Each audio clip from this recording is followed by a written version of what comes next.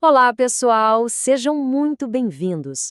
Hoje a gente vai mergulhar de cabeça num salmo que é, olha, uma verdadeira radiografia da alma, o Salmo 13.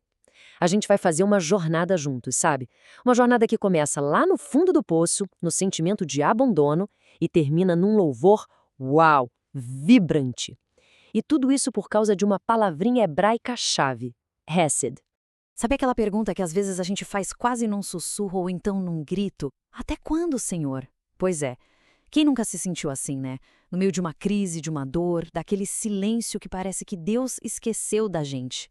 Essa pergunta que abre o Salmo 13 é, nossa, é um dos clamores mais humanos e universais que existem.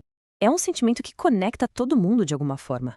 E olha, se essa pergunta já fez parte da sua história, se você se identifica com isso, faz um favor pra gente. Deixa uma curtida aqui. É rapidinho e ajuda muito a que essa nossa conversa chegue em mais pessoas que talvez estejam precisando ouvir sobre isso hoje. Bom, para a gente entender como se chega na luz, a gente precisa primeiro encarar a escuridão. Não tem jeito. Então vamos lá, para a primeira parte da nossa análise, o grito da alma. A gente vai explorar essa emoção assim bem crua que está no centro do salmo.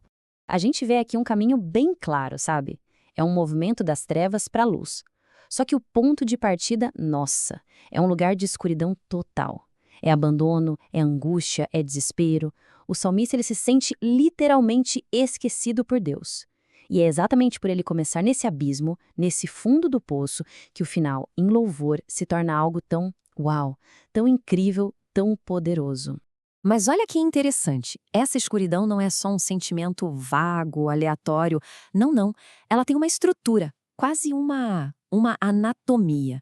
E é isso que a gente vai ver agora na nossa próxima sessão, a anatomia da angústia. A gente vai literalmente dissecar as várias partes dessa dor que parece atacar a alma por todos os lados.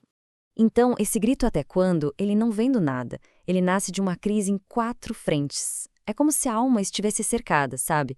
Pensa comigo. Primeiro, a crise teológica. O medo de que Deus tenha se esquecido para sempre.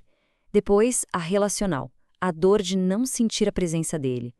Aí vem a psicológica, aquela angústia que não para, dentro da gente. E para fechar o cerco, a social.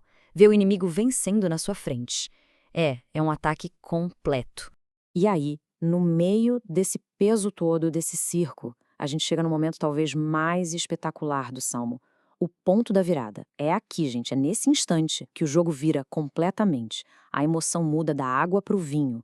Essa imagem da balança ajuda a gente a entender perfeitamente. Imagina só, de um lado você tem o peso esmagador daquelas 4 perguntas. Até quando?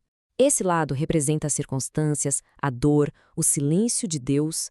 É tudo aquilo que está pesando, te empurrando para baixo. E qual é o ponto de apoio que vira essa balança? É uma única palavra. Uma palavrinha de 3 letras, mas. No hebraico, wa-ani. E atenção, esse mas não está negando o sofrimento. Ele não diz, não estou sofrendo mais. Não, é uma escolha. Uma escolha radical de fé. É decidir conscientemente tirar os olhos das circunstâncias e olhar para outra coisa, para o caráter de Deus. Certo, mas o que dá poder para essa escolha? O que sustenta esse mas? É isso que nos leva para a nossa próxima parte, a âncora da fé. Onde é que essa fé está presa para ser tão forte? A resposta está numa das palavras mais ricas de toda a Bíblia, Hesed. E isso aqui é fundamental, gente. Hesed não é um sentimento, não é uma emoção passageira. Hesed é o amor fiel de Deus. É a sua misericórdia que não falha. É um amor que se baseia no compromisso dele, na aliança dele, e não no que a gente está sentindo ou passando. Essa imagem da âncora é simplesmente perfeita para isso. Pensa assim, a nossa experiência, o que a gente sente, é a superfície do mar cheia de ondas, de tempestade. A fé não pode se ancorar ali, senão vai à deriva. A fé se ancora lá no fundo, na rocha. E essa rocha é a teologia. É o caráter de Deus que não muda, é o Hesed.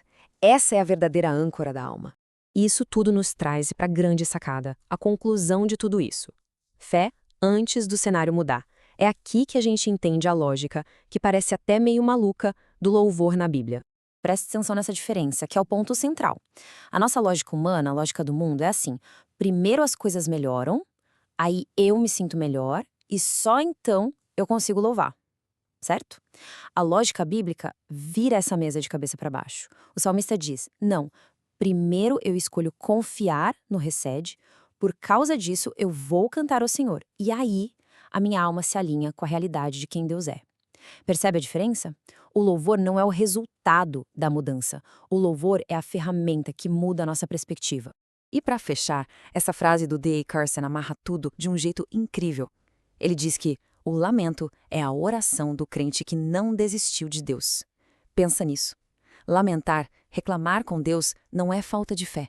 Pelo contrário, é a oração de quem, mesmo na dor, se recusa a largar a mão dele. É a fé na sua forma mais pura e corajosa. Bom, pessoal, esta análise faz parte do nosso Projeto 365. E se essa jornada, do grito de dor até o canto de louvor, fez algum sentido para a sua caminhada de fé, fica aqui o nosso convite. Siga o canal do Projeto 365 para a gente continuar explorando juntos essa profundidade toda que a Palavra de Deus tem. Foi um prazer ter a companhia de todos vocês. Até a próxima!